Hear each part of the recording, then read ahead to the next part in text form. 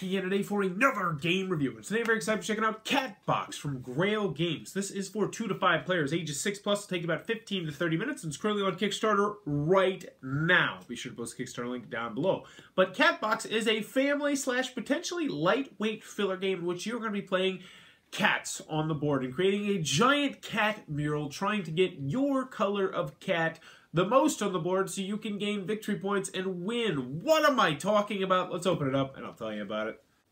Alright then, we're going to take a look at what you're going to get inside of Catbox. First and foremost, we got our handy dandy rule sheet. It is one page, full color, full of pictures, illustrations, examples. It is an absolutely outstanding rule booklet. It'll have you up and running in no time at all. Big thumbs up on the rule booklet.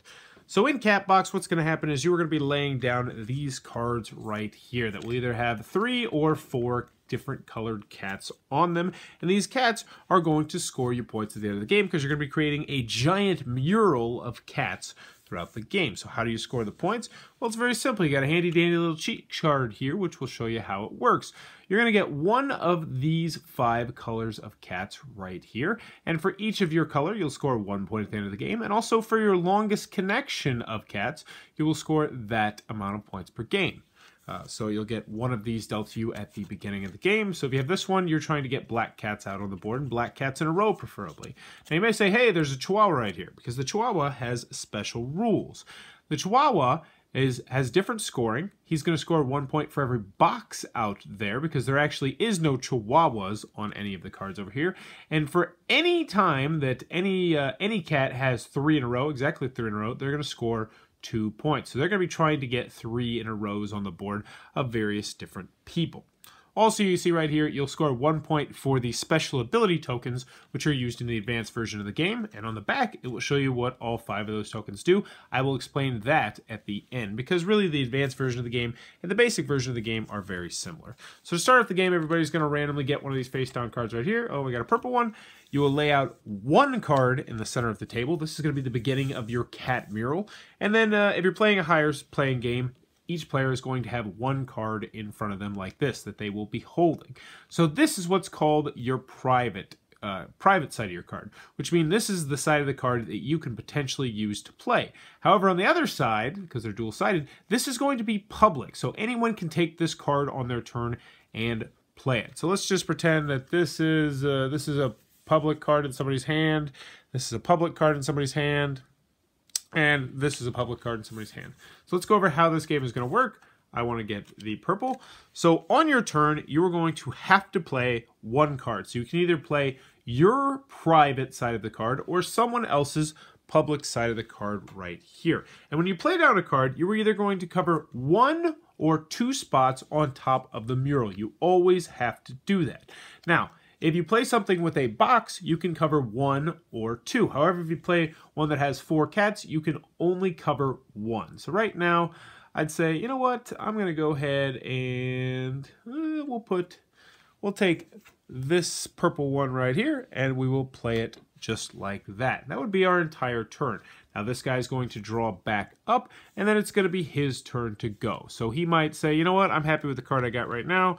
He might play it right there, and then he would draw back up. And the next guy might say, all right, I want this guy's card, and he might play it right there, and then he'd draw another card. And then it'd be my turn, so back again. So I want purple cards. So you know what? I might actually go like this, because I can cover 2, because this has a box.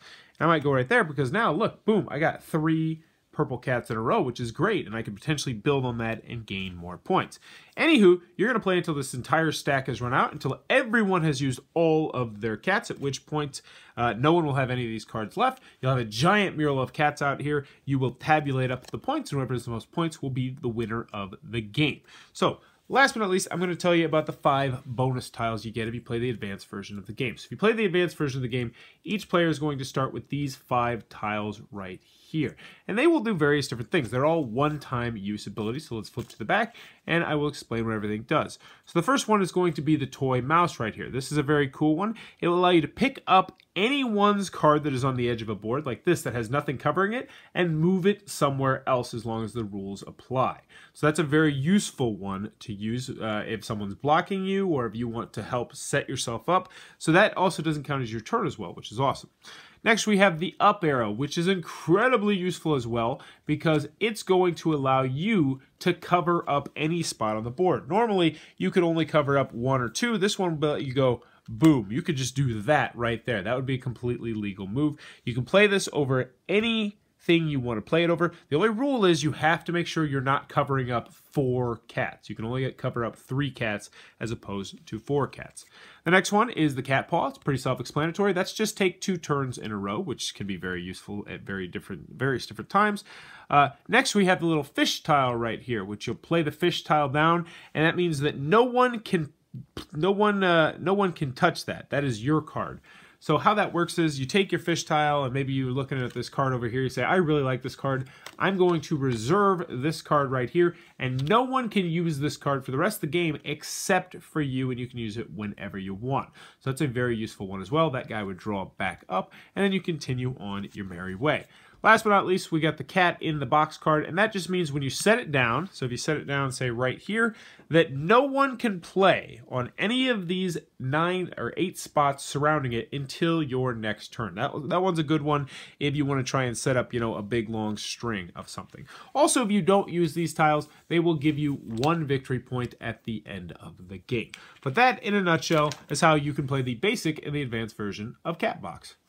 Alrighty then, Catbox from Grail Games on Kickstarter right now. Be sure to post that Kickstarter link down below. What are my final thoughts? Let's go over the pros. Let's go over the cons. First, on the con side, the game is not going to be for everybody for a couple different reasons. First one is it's a little bit of a niche game. This is definitely a family game, and I'm going to recommend this as a family game. I think it's a great family game, but I think it's going to be a little bit too light for a lot of people, as a filler game, I should say. And why I say that is because first and foremost, it's incredibly repetitive. You're just going to be doing the same thing over and over and over and over and over and over and over again. Just non-stop until the game is over. There's no real choices. Either you're playing your card or you're playing someone else's card. Now, granted, when you play the advanced version of the game, it will definitely throw some twists here and there in, but it still is a very repetitive game with very little choices, which will be a turnoff to some people. Also, the artwork is going to be a turnoff for some people. It's cute. It's got the cute little colorful kittens, and they're poking out of boxes, and that's just not going to be everybody's cup of tea. Also, 2 to 5 players, so if you play with a larger play group, that might not be for you. Any other cons I have with the game? It's pretty difficult to win with the Chihuahua. I feel like maybe the Chihuahua is just a teeny tiny bit underpowered, but, I feel like with a more advanced player, it's not a huge deal. Even though I will say I don't like playing with the Chihuahua in a 2-player version of the game. Game scales pretty well. That's about all I got on the con side. Moving over to the pros, I enjoy Catbox. I'm going to recommend Catbox as a fantastic, well, it's a great family game.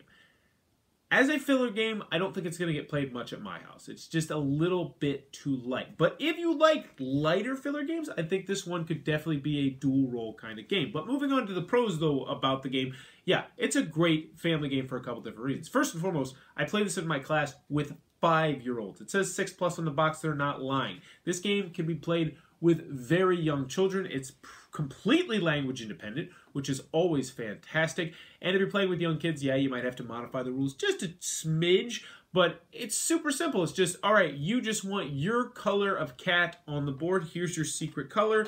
And then they go at it, and they're just trying to get their color of cat on the board. The girls that I played with loved the artwork, and they ate it up. But the great thing is, this is the kind of game that if you get it early with your kids, if you get them playing this early, then when they get a little bit older, you can advance to the advanced version of the game with the different tokens, because the tokens really do add a new aspect to the game. And I was surprised at how light the game was, but how the decisions were not as easy as you would think they were. Despite the fact that the game is repetitive and you're doing the same thing over and over again, you would think that the decisions would be easy to make. But no, we have a player who has analysis paralysis, and he got analysis paralysis with this game because there are a lot of places to play your cards. And especially if you're playing as the Chihuahua, because at that point you're trying to get people to have 3 in a row, and it's just this whole interesting aspect to the game. So there's some a little bit of bite to this game that you don't expect, and then just a little bit of strategy that you don't expect, and I like that about the game. Component-wise, very nice components, fantastic rule book, as I mentioned. The box looks cute. You know, I personally think the artwork's kind of cute, even though that will be a turn off to some people.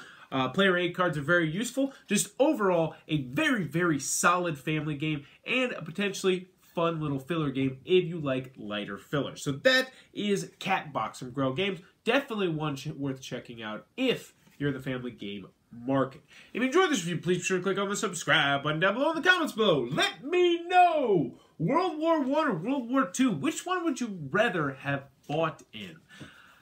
So this is a difficult question for me to answer because I feel like World War I, like, I don't know. I don't know at all. This is an odd question.